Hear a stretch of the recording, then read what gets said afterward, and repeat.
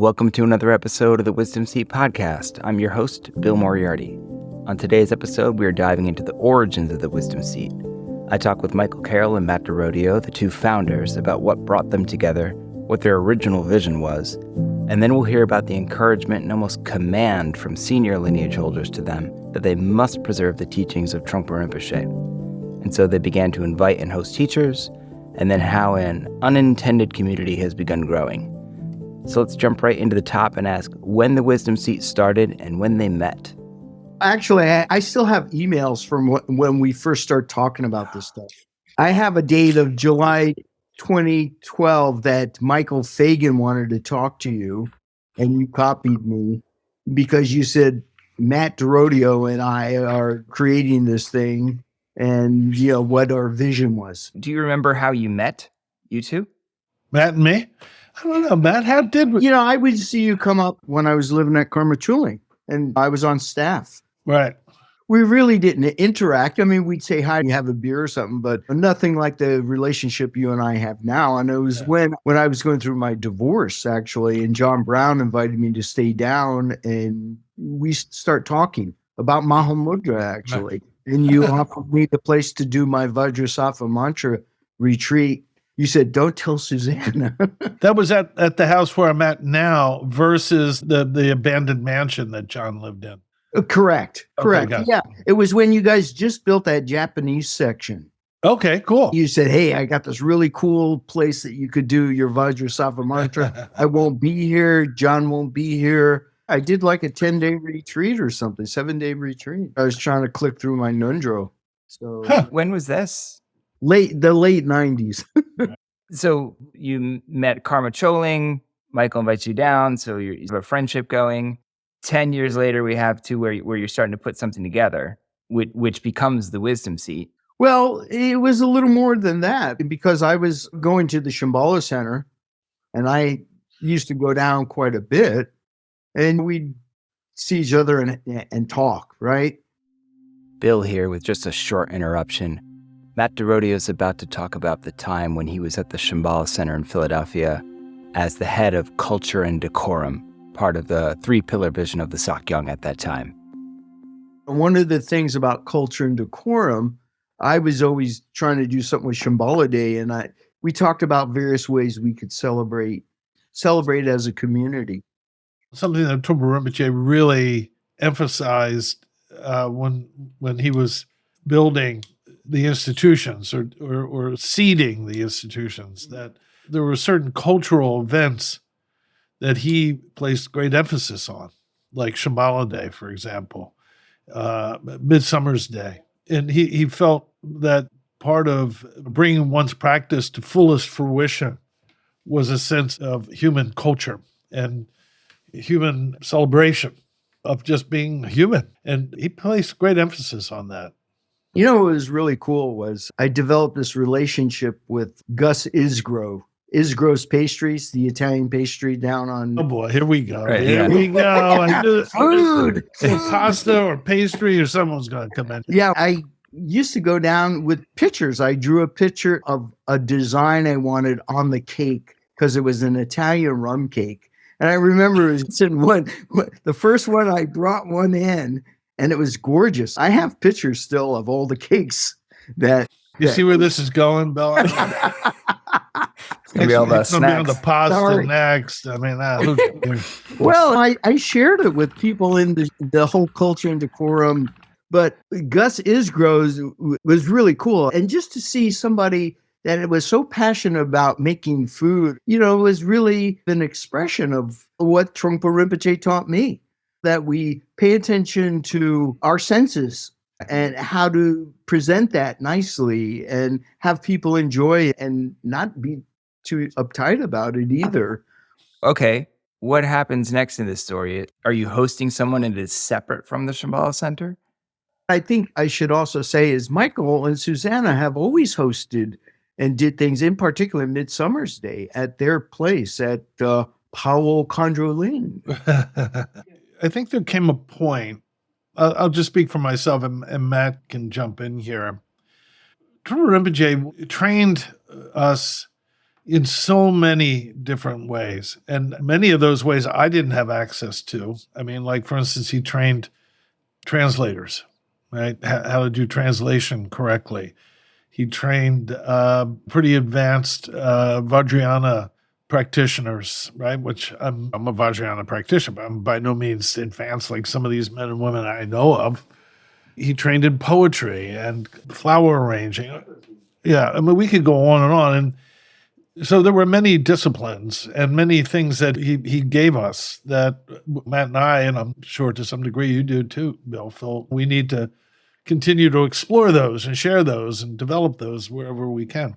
Well, there were three of them for me that I felt were important, that were not getting the right emphasis, or they were not being as developed within the Shambhala community, that I felt we should take some additional effort, because within the community they had their hands full, or maybe they didn't emphasize them.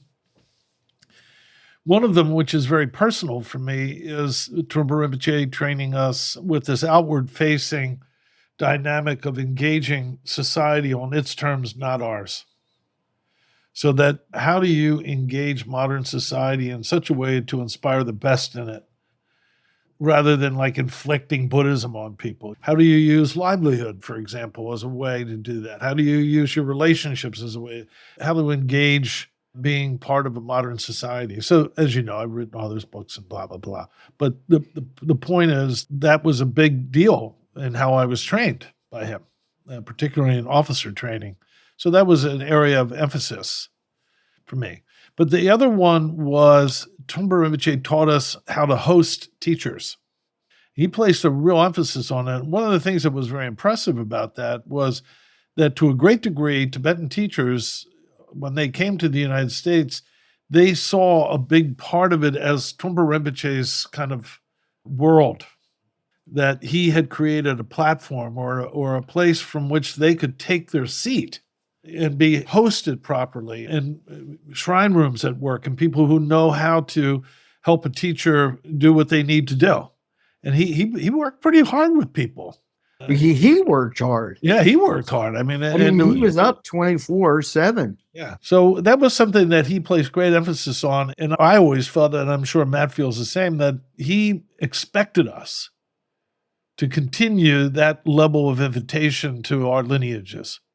That was just, it was just like in our blood. And when that was no longer a priority for Shambhala International, Matt and I were like, well, Trungpa Rinpoche wanted us to do this, we can do it. So that was, I think, a big emphasis for us, was how do we create a seat where teachers could come and students could meet them. And the other thing was when Chögyam Rinpoche was with us, and that was probably 2009-ish, where when I was explaining the basic principles of Maitri space awareness to him, his kind of mouth kind of dropped open, and he says, it's your job. It was almost like a command. It's your job. Michael and I were sitting there. It's your job to make sure that younger students do not forget the teachings of Trungpa Rinpoche. The bottom line was that the Shambhala International made it a policy not to host lineage holders.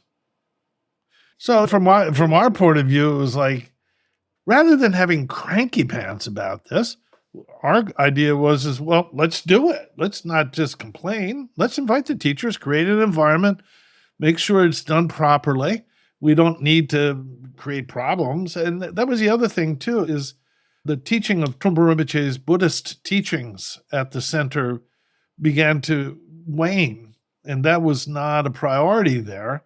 And for many people, a lot of new people, they wanted to come there and study Trungpa Rinpoche's teachings. And there was no classes on like myth of freedom or cutting through or anything. The point is the emphasis, we were being encouraged by people like Chögyam Rinpoche, Ringo Tulku Rinpoche, and many others. This has to be preserved. And Trungpa Rinpoche's inspiration from Matt and I were like, yeah, let's do it. So I always believed, even though we may have a little cranky pants, that don't get cranky, just do it. So that's why we went and started this and tried to do it in a way that was encouraging and helpful and represented what we believe Trungpa Rinpoche would want us to have done. It sounded like Chanling Rinpoche somehow is at your house. And Ringo Tulku was at our house, and he looked at us too, and he told us that we have to do this. How does that happen? How do you have a relationship with Ringo Tulku Rinpoche that he's at your house? I can't stop these guys from calling me. That's the problem. I mean, the Dalai Lama, he calls me all the time. It's too much. Go ahead, man. What were you going to say? Yeah, it was actually 2014. I heard Ringo Tulku was going to be up. See, the other devious part of me, Bill, was I knew the Sakyong at some point wasn't giving transmission, the pointing out, for people to start their Kagyu Nundro. So it was my sense of, well, how are we going to preserve this?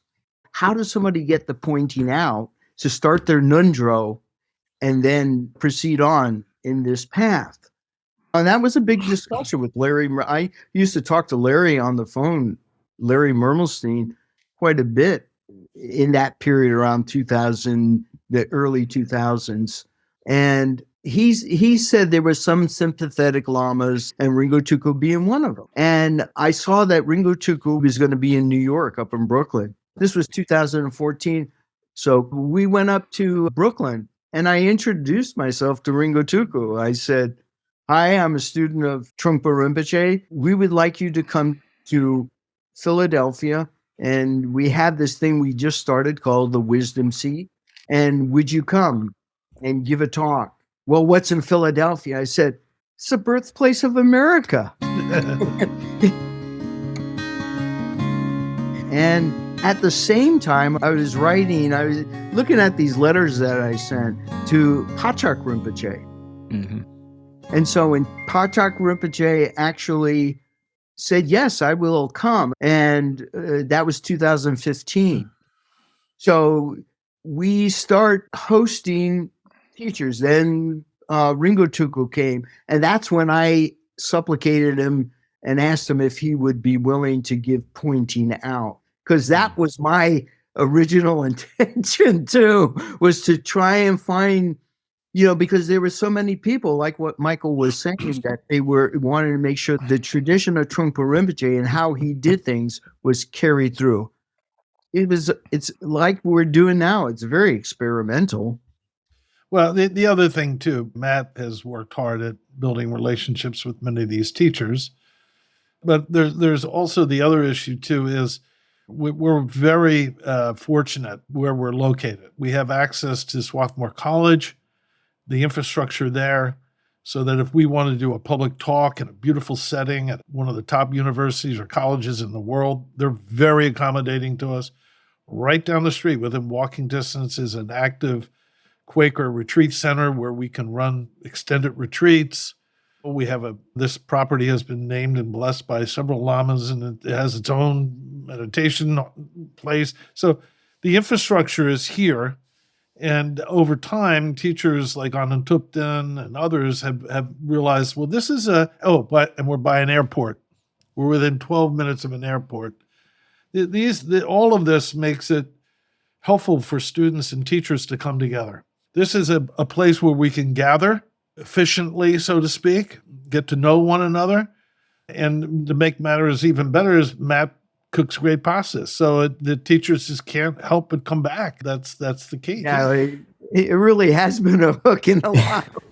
Yeah, one of my favorite things at the beginning, when I got to be a part of it, was like, oh, somehow these people know how to host these Tibetan, Bhutanese, Nepal Buddhist teachers, and where else am I going to get to learn how to do that? That's such an unusual skill.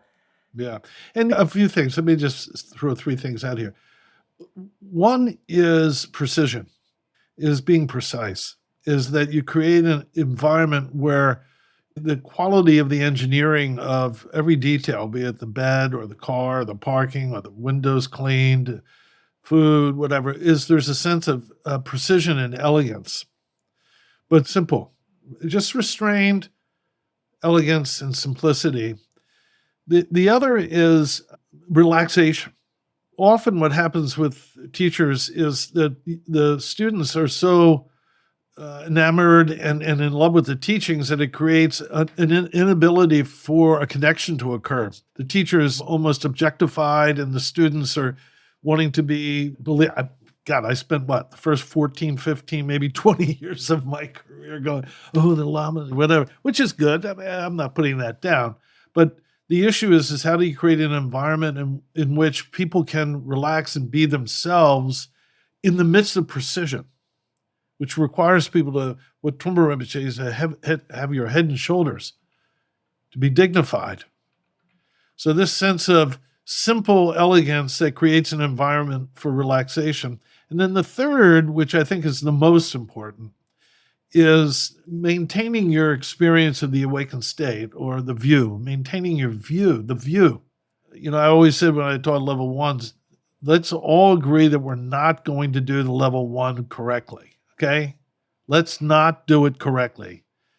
Because if you do it correctly, you're trying to not do it incorrectly, which is then you're up in your conceptual mind. The issue is you want to be authentic. You want to create an authentic environment so that the wakefulness, our natural wakefulness, is manifest. And that is where the connection occurs between the teacher and the student, an authentic connection between the teacher and the student. And I think one of the ones that was most telling was when Chögyam Rinpoche was here. I mean, that reception we had, and to see Rinpoche sitting over there in that chair, and he's all talking, and everyone's all excited, and he's having a good time. But it was done with a level of precision and elegance and discipline, yet it created a container for people to get to know him and for him to enjoy himself. So this is what Trungpa Rinpoche taught us, to host teachers so that we could have an authentic relationship between teacher and student. But, it's interesting that the most powerful part of that visit, in my mind, happened with a discussion that he and I and Matt had, just the three of us. And in the middle of the conversation, Songsar Khyentse called. And Rinpoche told Songsar Khyentse what he was talking to us about. And he said that Songsar Khyentse said to him, you must preserve Trungpa Rinpoche's teachings. You must. And that came from Songsar to Chögyam to us, right there in the room. And and Rinpoche was very emphatic about it.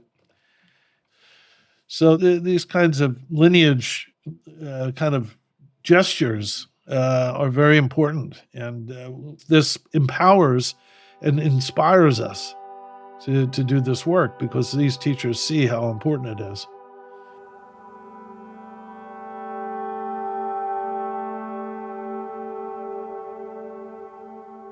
And one of the things we were also asking him, get his opinion or his view on, was that the Lopan at that time wasn't doing pointing out. So that was a part of our request too, Michael. Oh, yeah. No, we wanted to get his opinion and his guidance on it. We wanted Larry and then Larry and Judy particularly, we felt, and the Lopan. We just felt that it was time. There were many students who wanted to receive these transmissions, and that it was time, for me personally, that a woman would be in a position to do that. And Judy, I thought, was the right one. So for what it's worth. We weren't asking for us to do it. Matt was. That was just Michael already had a hat made. Put a special crown. It's like a little brocade hat, cover his little bald head. Let's at least do the name. Oh, the wisdom seed. Oh, I don't know. I came up with it, and I just was like, my background, Disney, Simon Schuster. You got to market, you got to brand yourself, blah blah blah. And Matt wanted to call it Matt's Place, and I'm like, I'm not sure. What's wrong with that? And Matt said, okay. He called it, and then he said, how about Pasta Supreme? I'm not sure that'll attract the llamas. Anyway. I felt that what we were really trying to do was to create a seat. And from the point of view of Trungpa Rinpoche's teachings on take your seat, the confidence to express the teachings, the confidence to express your own realization, That is the notion of taking your seat. It has a sense of bravery and a fearless proclamation. And I always felt, and I know Matt feels the same way, is that there were many teachers who really are the legacy of Trungpa Rinpoche's world, including Rabjan Rinpoche, in my opinion. Rabjan was a young man, a young boy, when he was with Dingo Khyentse Rinpoche and was in the room when all the transmissions, the Shambhala transmissions, were given.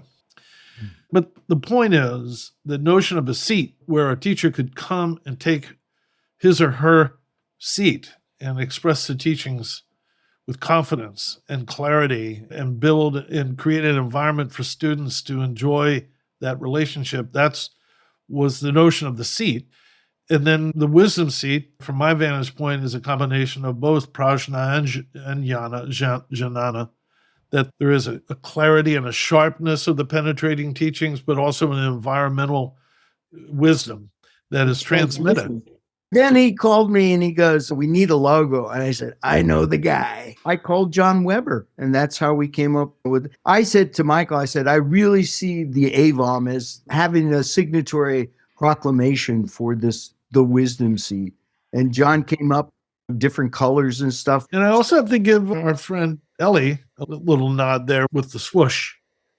Yeah, well, at this point, but the actual beginning of the whole thing. Yeah, it came from the recollection that Weber had of Trungpa Rinpoche's design of that particularly seemingly garish coloring. But it was the original Dharma art pen, which was, and I told Michael that, and I said, "This is like secret teaching. See, most people don't even know that, and there's something hidden here." It's. Yeah.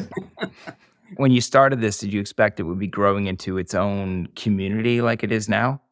No, because the intention was just to host teachers. But PTR was a big factor. PTR is a big deal. The Profound Treasury Retreat. That was the other part of how this got started, community-wise. It's an important part of this. Parallel with all of this is Corina Benner created a fantastic yoga community in Philadelphia called Wake Up Yoga. And her training as a yoga teacher corresponded with Cindy Lee. And Cindy is a Buddhist. She's a very good teacher, very good yoga teacher and Buddhist teacher. And I also taught in New York at hers because you had to do a survey class. In order to be a certified yoga teacher, you had to take this survey course in Buddhism. And I taught that. David and I taught it together. Anyway, long story short, Corina was a graduate of that, and when she came down to Philadelphia, we coincidentally bumped into each other, and she said, "Hey, how about if you teach the survey course here?" Out of that came, I would say, probably at least a couple dozen, if not more, men and women who became very interested in Trungpa Rinpoche's Dharma. That smaller community, coupled with others, including people from Richard and Allison's community, and others, formed this kind of loose confederation of practitioners, including some people from Shambhala, for sure, Philadelphia, formed this loose confederation of practitioners who were very passionate about the practice and very passionate about the teachings. Trungpa Rinpoche's particularly, but also broader than that, quite frankly. There are students of Kanto Rinpoche, Trungpa Rinpoche, Zigar Kanto Rinpoche involved, Zongsar Khyentse.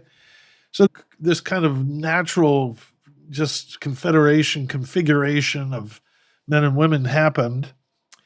And what happened for me personally was many of these folks who were studying Buddhism with me and Matt to a great degree, what do? I don't know what else to do with them. I mean, Shambhala doesn't have a Buddhist seminary. I would introduce them to teachers, right? But what do? I don't have a seminary to send them to. And then when Judy came up with PTR, it was like, oh my God, it was like a life preserver. That there was a place where people could go and practice together, study with experienced teachers, explore the Dharma, and build community. And I'm still very grateful to her for having done that. And not just her. I mean, a lot of men and women work really hard up there. Barry Boyce, the Gimmians. I mean, I don't even know all the names of the people who've done work up there. John Frank. John Frank. And we set up, I counted somewhere around 35 folks went up there at my encouragement and helped build that. Right now, many of the people on their board are people who are affiliated with us. So that created a really nice foundation for us here that people could get a deeper sense of training and study. So before we knew it was like, oh, people were going, oh, you're from the Wisdom Seat. Matt and I are going, I guess there is a place called the Wisdom Seat. I mean, I just came up with that name. So, the other part of that is they came back and they wanted to study more. And we met at 209 at the bottom floor before the shrine room was in. And one of the things I said was, if you really want to know Trungpa Rinpoche, one of the key things he taught was lots of sitting, and that meant Nichtern.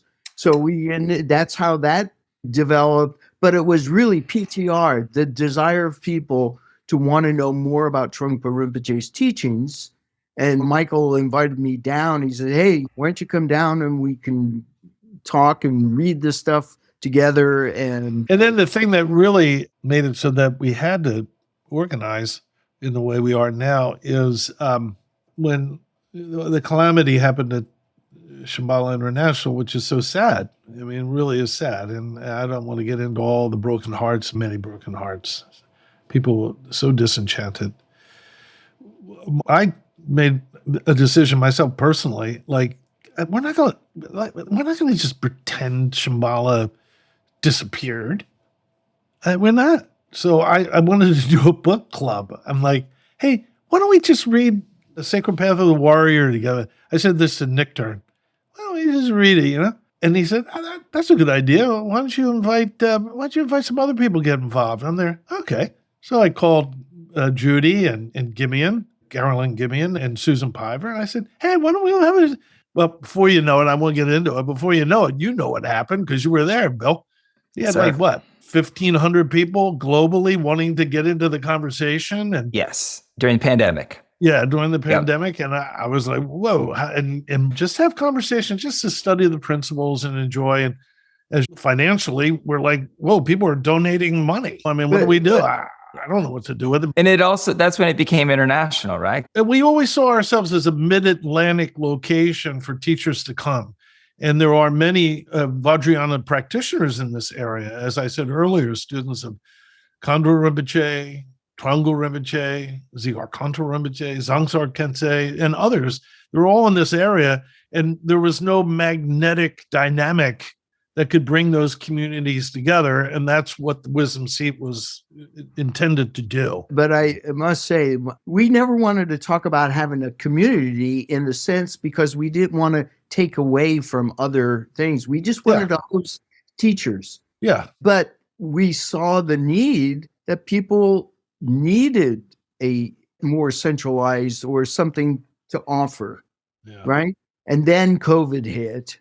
And that's when the thing really exploded in the sense of people knowing about us. This is important. I have not felt that we should actively try to create a community. However, what's occurred here is more and more people want to affiliate with what's going on here. There's a certain responsibility I think we have to respond to that. We need to begin to have more opportunity for people to enjoy one another's presence and practice together with one another, to study together. But there was never an intention of forming a community, but it's just galvanizing itself. And I say this is because of the teachings. It has to do with our lineage. It has to do with this lineage of how Vajrayana is coming alive in the West. That was my discussion with Michael and Matt on the history of the Wisdom Seat. The Wisdom Seat did become a 501c3 nonprofit in the last few years. And of course, this is not all Michael and Matt. We're an all-volunteer organization, and many of us have been creating this thing for years. So let me acknowledge our hardworking board members, Richard Driscoll, Allison Driscoll, Jeremiah Fruchtman, Jackie Merrill, Alison Valentin, Stephanie Tade, and me. And there are many other folks who volunteer to make our in-person and online events happen. Thank you all. If you're listening and you'd like to volunteer, please reach out. I hope you all enjoyed this episode. Please check out what we're doing at thewisdomseat.org. And please consider subscribing to this podcast if you enjoy the topics. All right, take care.